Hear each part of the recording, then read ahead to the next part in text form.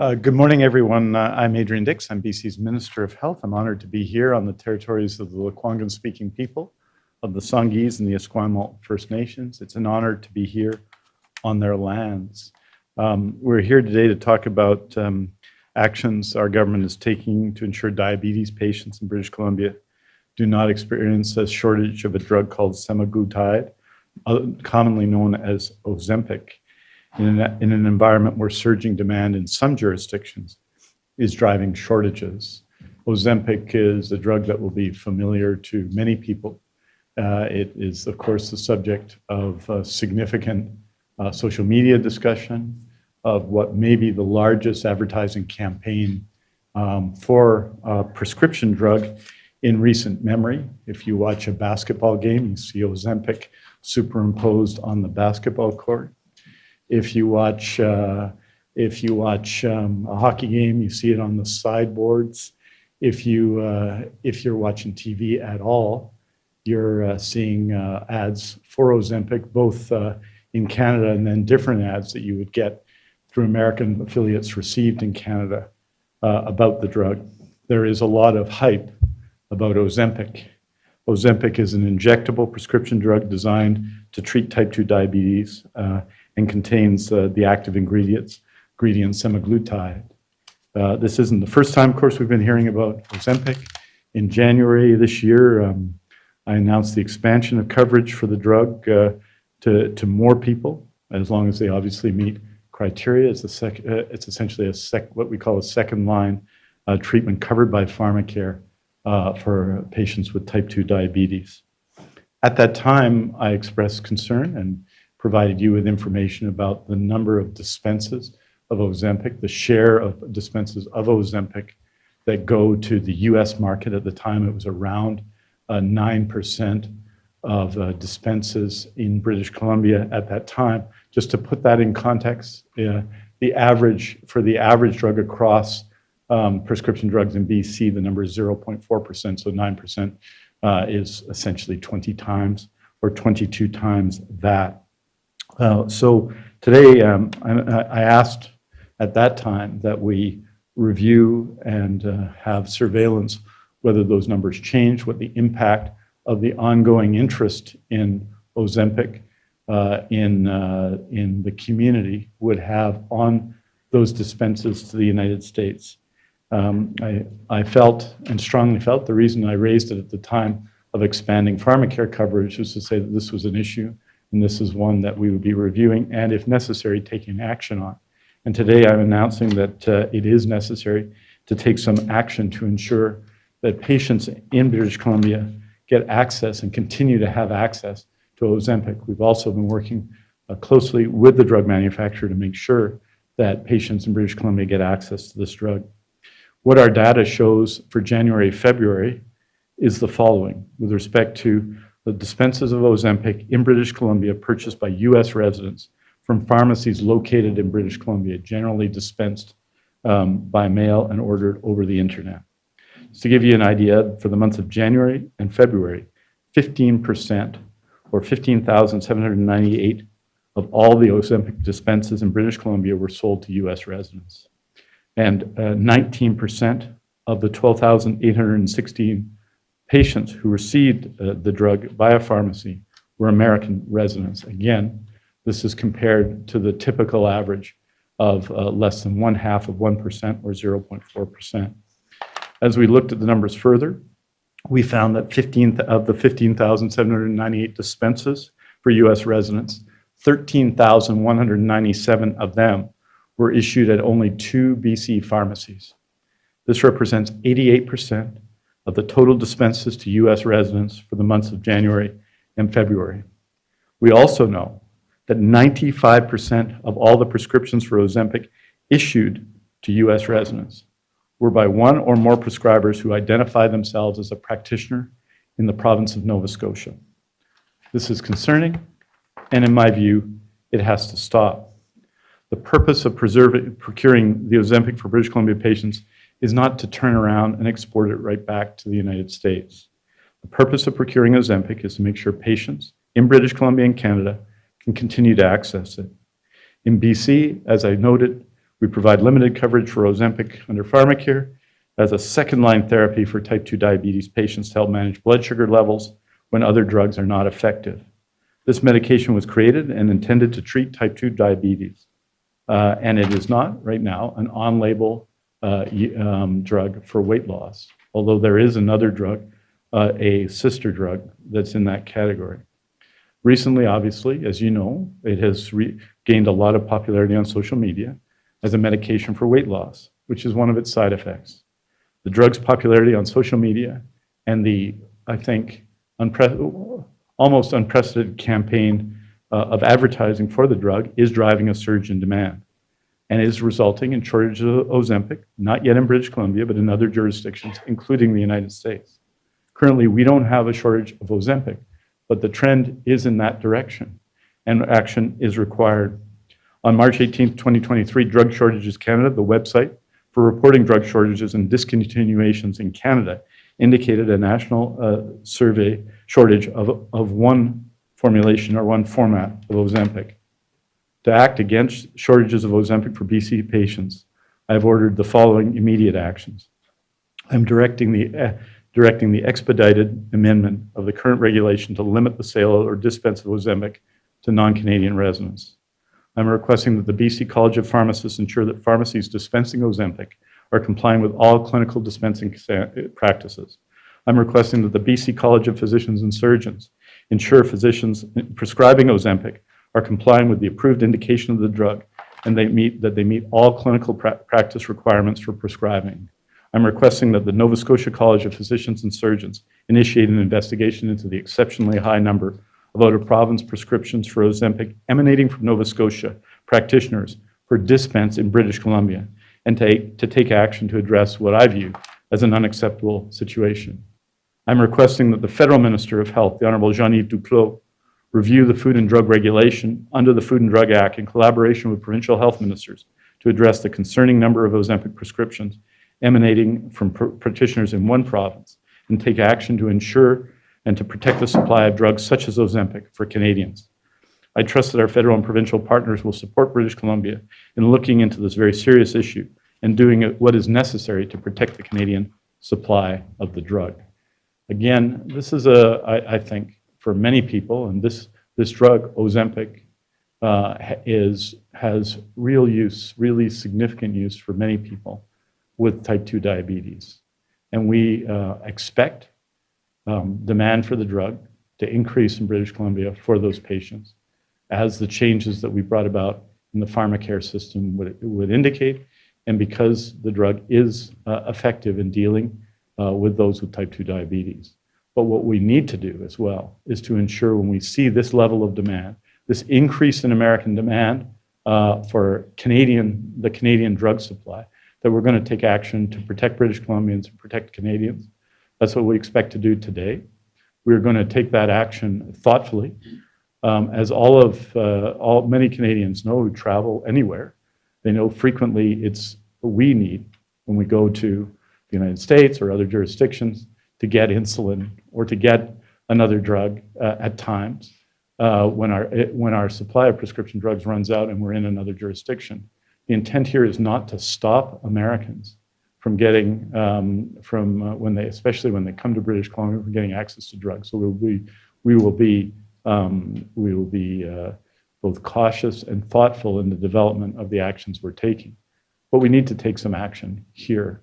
It does not make sense for one or a few doctors in Nova Scotia to be prescribing Ozempic to American customers, and then having that Ozempic that's here for people in British Columbia be sent to Louisiana, to be sent to Arizona, to be sent to Missouri for patients there. That simply doesn't make sense.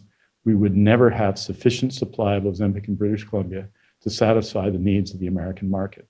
We have to protect patients here, and that's what I'm doing today. I'm happy to take your questions. Thank you to everyone on the phone. Please press *1 to queue in for question and a follow-up. I'll be starting in the room. Justin McEvoy, CBC. Hey, Minister.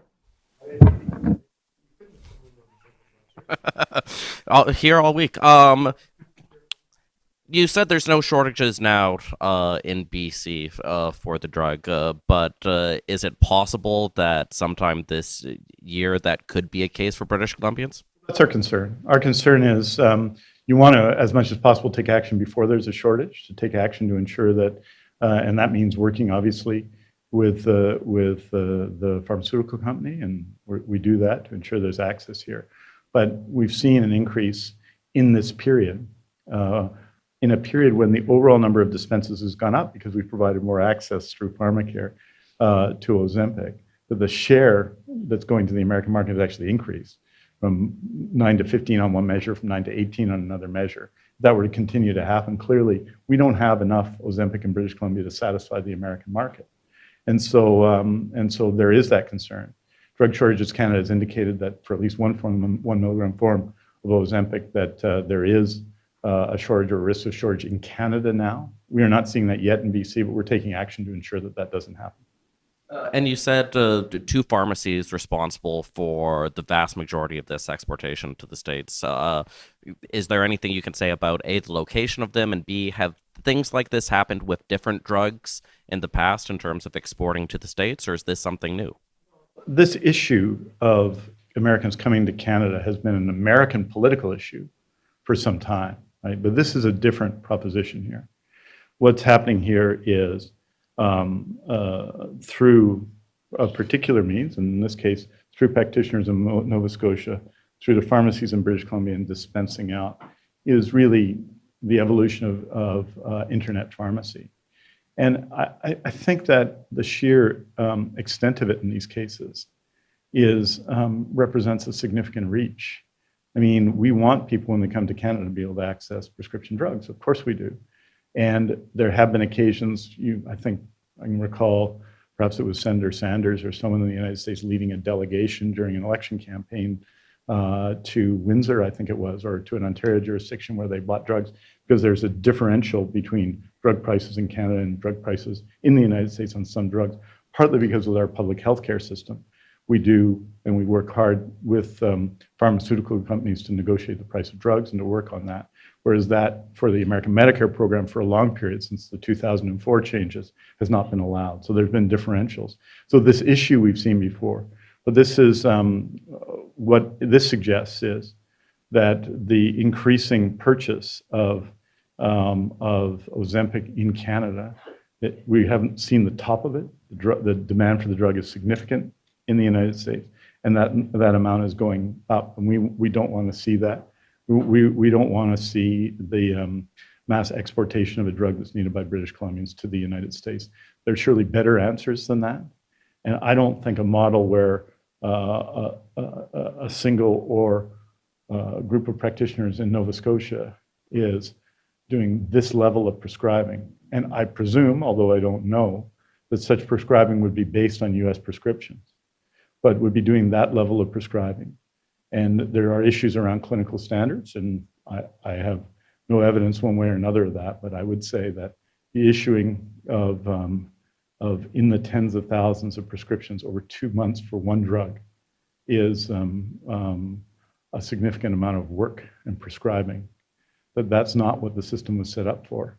And so that's why we have to work. It's a national problem. It's a problem across the 10 provinces. This is a drug that's in demand. There's significant off-label use that we all know about related to weight loss. We need to take some action, and that's what we're doing. Keith Baldry, Global. So there's a big increase of American prescription. What about British? Since you expanded the use of this in December, has there been a noticeable uptick in British Columbians getting this drug? There's been an increase in access that you'd expect. Like the drug wasn't previously covered under pharmacare. So obviously it's a second line drug, which means that you have to use the first line drug, which is typically metformin for type 2 diabetes and others. And then if that doesn't work, then you have access to. So there has been an increase. So when you look at the overall numbers, and we'll share those with you, the increase in percentage is on a bigger base as well. So what we're seeing over a couple of months is a small group of prescribers seemingly associated with pharmacies in BC trying to meet a demand in the American market for a drug in demand here in BC. But yes, there's an increase in demand because we've increased access through pharmacare to this drug based on the clinical evidence that we've been provided. And I think especially endocrinologists in BC and others have obviously expressed a lot of interest. There was a lot of interest in us doing that. And as you recall, I announced that early in January. As a follow-up, sort of a technical question, someone who takes this drug, how often do they take this drug? And could some of these Americans, are they repeat customers? Well, there would be. I mean, there's more dispenses to the United States than there are customers, right? So I think the number of customers was in the 12,000 range, the number of dispenses in the 15,000 range. But yes, this is a drug that you would use on a continuing basis, and so you would see continuing dispenses, and we can provide you the information. We typically have pharmacists provide that kind of information. Von Palmer, Vancouver Sun. Yeah, I'm curious as to what you know so far about how this trade works. Why would Americans be buying here? Is it because it's cheaper or because there's a shortage? And why would Nova Scotians be going through British Columbia? Is it because we have more, or there are more restrictions there than there are here? On the first, I think it's both. Could be both a question of price, but largely a question of access. It's quite an expensive drug in general terms, and there's a lot of demand for that. And if you're watching any media, you see the hype around it, the advertising around it, but also it is a matter of a discussion in amongst others, celebrities. So you're seeing both a question of access in some American jurisdictions, so the drug not available, so this is a place to get it, and there's an issue of price. So it's both. I think this is an arrangement between prescribers and pharmacies. So I don't think there's anything necessarily particular about Nova Scotia, except that that's where the practitioners are. That's a concern for us. What we're not seeing is doctors in BC doing this. We're absolutely not seeing that. In fact, I think the doctors I talk to in BC really want to ensure that their patients have access to this drug, and you can see from the sheer numbers of prescriptions from just that the practitioner or practitioners in Nova Scotia, we're not sure which of those it is, that practitioners in BC are not doing this in any significant way. And if it was just the practitioners in BC doing it for whatever reason, that wouldn't be an issue and we wouldn't be having this press conference. Yeah, the request to the college to review whether the rules are being enforced and who is doing it. Will you be forwarding to the college the names of these two pharmacies that account for 88%?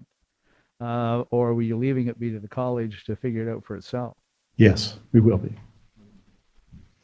Next. And I'd say with respect to the regulatory changes, what we want to do is really limit the ability to export a particular drug where there's a potential for a shortage. That would be the idea of the regulation we developed together.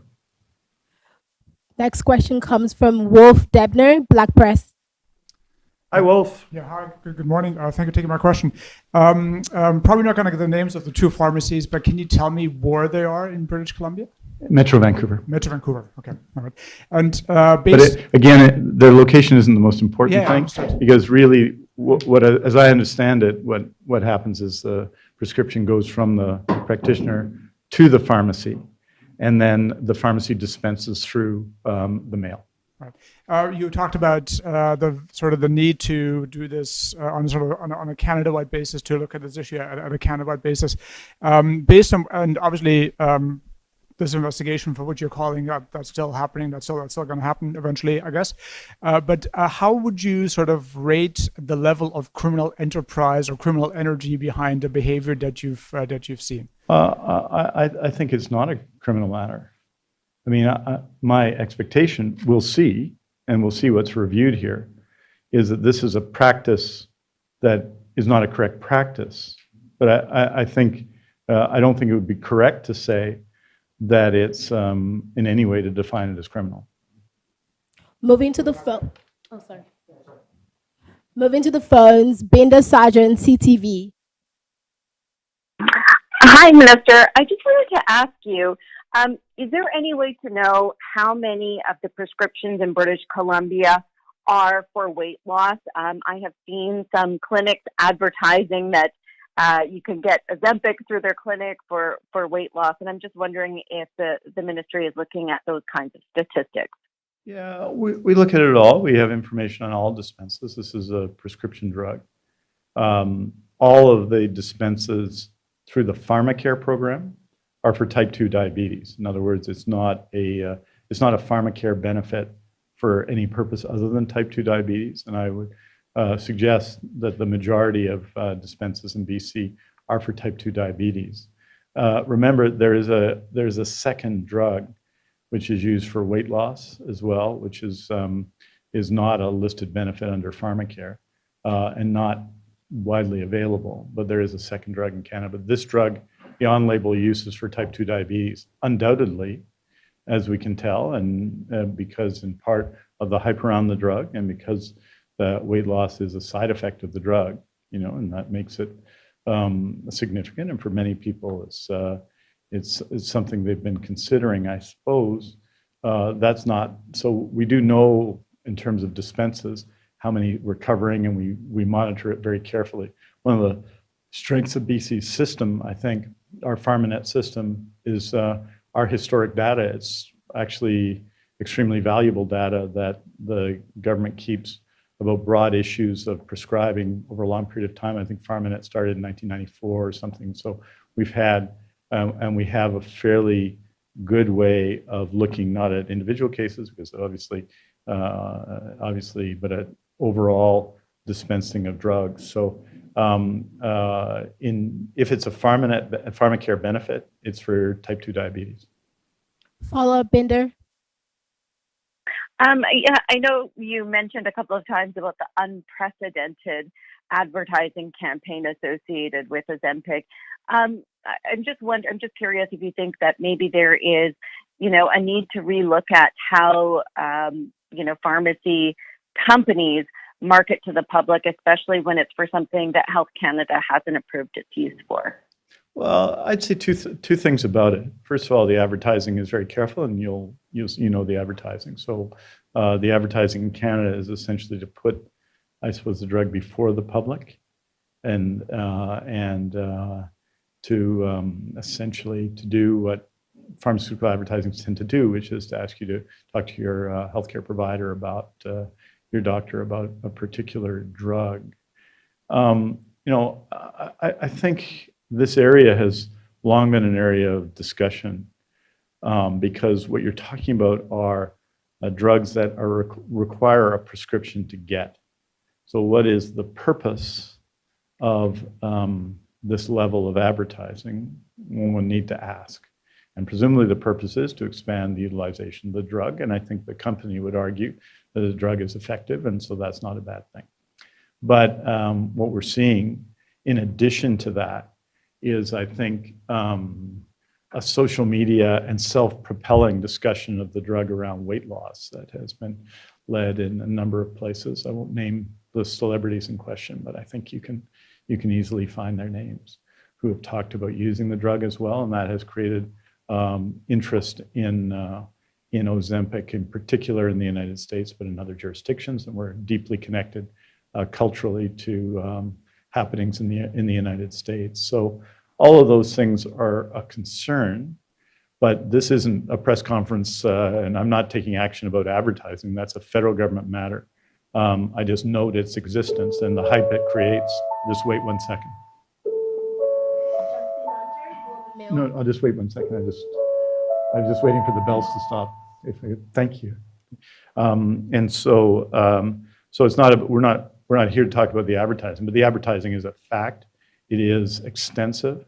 There was a time when you couldn't advertise prescription drugs in this way, and that's why. But we've seen obviously significant public campaigns around different drugs, and I don't need to name the ones that are the most significant in the past. Sorry. Justin Hunter, Globe and Mail. Oh, hi. So, Minister, are there any sanctions that are being taken or can be taken against these two pharmacies in BC? Are they just exploiting a loophole, or are they offside? Well, I think we have to review their practices, but what I want to do is change it so this doesn't continue to happen. That's the purpose of this. I mean, it may be, I will be interested in any review of the prescribing in question, which is not an issue for the pharmacy. And obviously we'll review that. So that's not what not my greatest concern. What has happened isn't my concern. What will happen is my concern. And why I think we need to take action to ensure that people in British Columbia who need Ozempic for type 2 diabetes have access to it. So this isn't an issue of sanctions, this is an issue of changing. If there's an ability to do this, then I think this is not, in my view, in the public interest, and we have to make some changes to ensure that BC patients are protected. So I'm more interested in change and in the next 6 months than the last 6 months. Follow up, Justin. Yeah, thank you. And do the colleges here, or I don't know if you're aware of what the rules are in Nova Scotia, do they have effective rules in place right now to prohibit or prescribe this kind of behavior? I know, I'm looking at the College of Physicians in BC. It doesn't seem to have any specific rules on this. No, but I think, remember, there are rules about, there are clinical rules that deal with issues of prescribing. And I'm not suggesting those rules have been broken or not. I'm just saying that we can take actions outside of that. We want to review what's going on. We want to ask the colleges to assess this. As noted, this is not BC doctors in this case. So we believe we have strong support amongst doctors in BC to ensure that Ozempic and other drugs are available for their patients. They're the strongest supporters of measures to ensure that that happens. But I think that I think what we need to do is to say that the sort of mass exportation of a drug that's in relatively short supply and for which there's demand doesn't make sense. We need to take action to ensure that that doesn't continue to happen. We work closely with the drug supplier, and we are not in a position of shortage right now.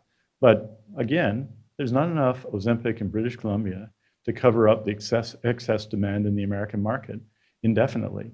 And so we need to take action in the coming period to ensure that that protection's put in place. And that I would expect British Columbia doctors to always follow clinical standards and clinical guidelines. Expect they do. I think the evidence is that they do. But that's not what's at issue here. The issue here is that this particular scheme doesn't make sense for people in BC at a time when there's, like I say, huge demand for a drug that has real utility for a whole group of patients. Daryl Greer, Canadian Press. Daryl? Okay. Moving on to the final question for today. Oh, hello? Hello? Hello? Are you there? Hi, Sorry, Daryl. I had myself muted. Hi, Daryl. I'm wondering, hi there, sorry about that. No problem. I'm wondering about the demand being driven by this direct consumer marketing. Isn't there any kind of fear that, this could be a passing fad, that working with the supplier, I don't know how much you've, committed to buying, but like if this is something that you believe to be happening during an ad campaign, what if this drops off when the ad campaign stops? Well, this isn't the only drug, and this isn't the only circumstances where this might occur. So what we want to do is, when drugs are in short supply, to say that we can't have exports in the thousands to the United States. We can't satisfy demand in the American market with the supply of drugs we have in Canada. So today it's Ozempic, but what you want to do is make regulatory change to make sure that this doesn't happen with other drugs. If what you say or you project as a possibility is the case, this isn't the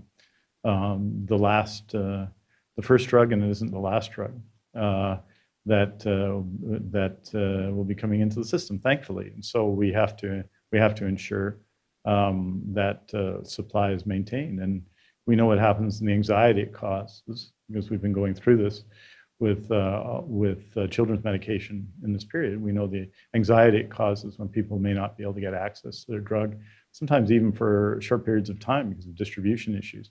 We have a very good distribution system in BC. But this is an example. It's Ozempic today. It might be another drug tomorrow. But I don't think this is a short-term thing with this treatment of type 2 diabetes. I don't expect this. This isn't an issue of it being a fad. It's a significant drug, and it's part of our pharmacare system. Follow up, Daryl.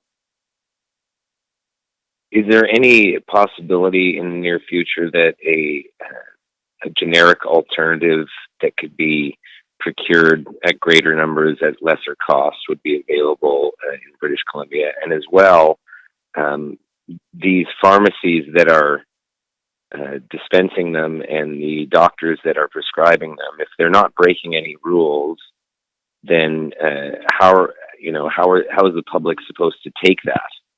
I think if they agree with me that what's happening cannot be allowed to continue, they'll say change the rules, and that's what we're going to do. I think I forget the first question. I apologize. I apologize for that. But essentially, I think that's at the core of it. We are going to review, obviously, those rules to see they're in place. But I think a reasonable person would say this is not what should happen, that drugs be imported into Canada and then diverted to the United States. Prescription drugs, that shouldn't happen in the case of a drug that has significant value and is high demand. We work very closely to ensure that the drug is available here. It's available here now. It's not an issue. But, again, 9% to 15%, 18%, if that were to continue over a period of time, there clearly would be a risk to supply here, and there's no need for it. And so this isn't a suggestion, again, that people are behaving outside of the rules, although that's to be reviewed. What it is a suggestion that I don't think this should happen, and so we're taking action to ensure that in future it doesn't happen, whether it's for Ozempic or whether it's for another drug. Final question comes from Benoit Ferradini, CBC Radio Canada. Hi, Mr. Question in French for you. Qu'est-ce qui, dans l'enquête sur les prescriptions en janvier et février, quels chiffres sont les plus surprenants pour vous? Je pense que nous avons eu plusieurs chiffres surprenants. Premièrement, qu'il y avait une augmentation de la pourcentage d'Ozempic qui est envoyé aux États-Unis de 9% à 15% et à 9% de 18% dans les gens qui reçoivent l'Ozempic, premièrement. Deuxièmement, que la quasi-totalité de ces prescriptions venaient de quelques, un ou plus de médecins de la province de la Nouvelle-Écosse. Et ce sont deux chiffres importants et je pense qu'il va falloir un changement et j'ai l'intention d'en faire une. Follow-up, Benoît.